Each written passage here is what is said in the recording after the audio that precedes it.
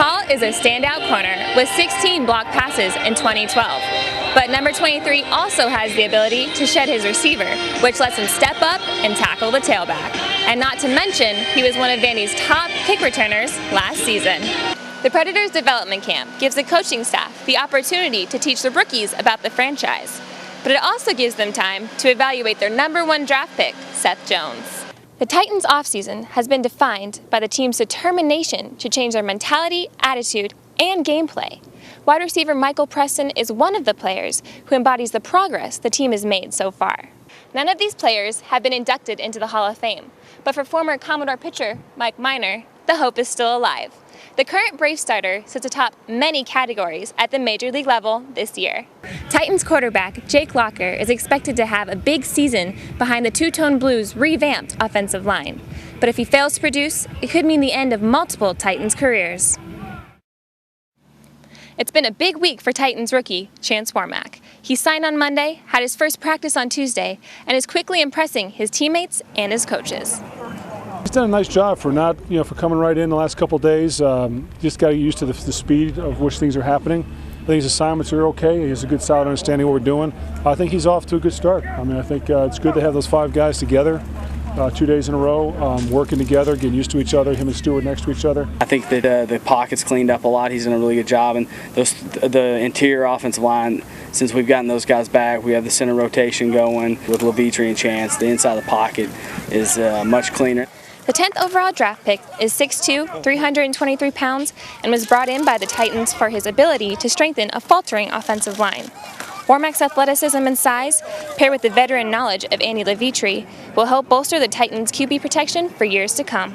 He's hearing some plays for the first time, whether it be screens, whether it be change of direction plays that out of our base system that he wasn't really here for, installation for. So there's going to be plays like that kind of get him, you get to coach him up a little bit more, but you got plenty of time, and the goals just get better every day. You can always get better.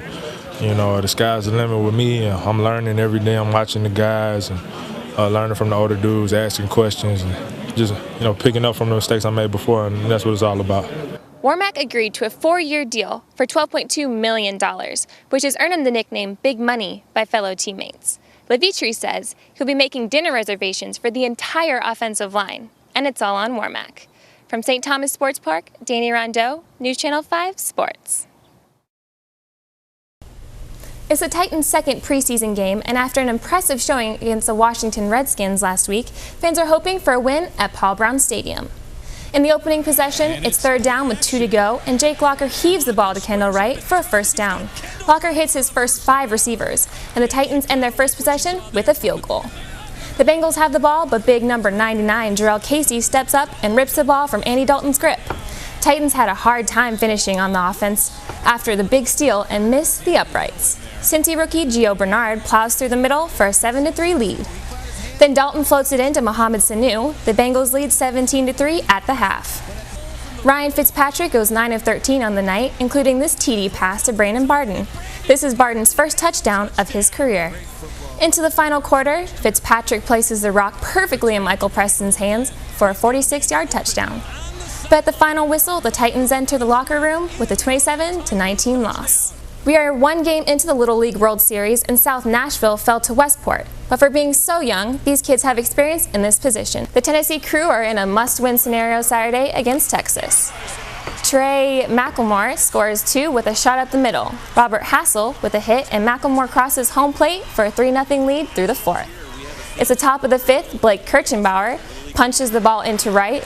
Connor Smith will score on the RBI double. Tennessee with a demanding lead after 3 more runs in the 5th. The bases are loaded when McElmore steps to the plate. He winds up and the ball sails over the wall. It's a grand slam. McElmore led his team to a decisive victory with his big bat driving in 6 runs. It's been one of my dreams to come and play in this tournament, and we're here, and another one was to hit a home run. And after I hit that, I looked up at my mom, and she was crying, and I was like, oh, that's awesome. More than 39,000 Tennessee fans packed Neyland Stadium Saturday to show their support for Vol's new head coach, Butch Jones, and his boys. The scrimmage was decidedly one-sided, as Tennessee's offense had a hard time moving the ball as it lost 6 likely NFL draft picks last year. but the team and its fans remain optimistic. I think it speaks volumes. You know, if you're a prospective student athlete and you hold an open practice and you have almost 40,000 people attending, and then an opportunity to come in and play, it's the magnitude of Tennessee football. Let's hit the fairway for a little golf at Wyndham Championship. It's the third round and rookie Jordan Spieth looks like a veteran. He hits this putt in for a birdie. Second round leader Patrick Reed trying to take the lead at the 15th and does with this bird. Reed is tied for first heading into the final round. Now it's time for a little NASCAR action. We are lining up in mid-Ohio for the Nationwide Children's Hospital 200. Marcus Ambrose having some trouble early and can't seem to get out of the pit. Then Knoxville's Trevor Bayne lets Ambrose know he's there with a little nudge. Late into the race, Ambrose loses control and spins out. AJ Allmendinger takes a checkered flag for the win. And that's sports tonight. I'm Dani Rondeau. We'll have more news right after this.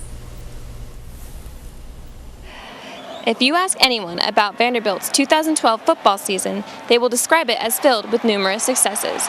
But James Franklin and his team tend to think differently. You know, this team has not won a bowl game. This team has not won any games. This team has no streaks going. This team hasn't done anything yet, and that's going to be our approach with everything we do. Vandy will enter the year with a chip on their shoulder. The Doors bear the responsibility of proving last season wasn't a fluke, but the beginning of a trend. Although this could be difficult, as their all-time leading rusher, Zach Stacy, graduated last year. I really like what we've done with the backfield too. You know, Zach, legendary running back here. One of my best friends, did a great job for us, but he's gone now. And I think the running back by committee, that three-headed monster back there, they're going to work out just fine. We got quickness with Jerron, power with Tate, and we got speed with Kimbrough. So, you know, that's going to work out really well for us. The coaching staff have decided senior Austin Carter-Samuels will be the starting quarterback. And although he has little real game experience, he does have a stacked receiving corps ready and willing to be fed the ball. Man, he looks awesome. That's his game, man. That dude's got a cannon. You know, it showed when he was a freshman at Wyoming, and it's showing now. You know, since he got here, he's always been impressing people with his arms. I can't wait till he gets a full season under his belt to show the SEC and the rest of the country what he can do. I wouldn't say that anything in the SEC is easy, especially playing quarterback behind SEC defensive lines. There's no doubt it helps when you get two of the better, more physical wideouts in the country, and definitely in this conference. That helps with that transition. And Krause, the confidence that he gained as a punt returner last year, we're thinking is going to translate in the offense for him as well. So I don't think there's any doubt that's going to help whoever the quarterback is. The Commodores kick off their season against Ole Miss at home on August 29th. With Vanderbilt, Dani Rondeau, News Channel 5 Sports.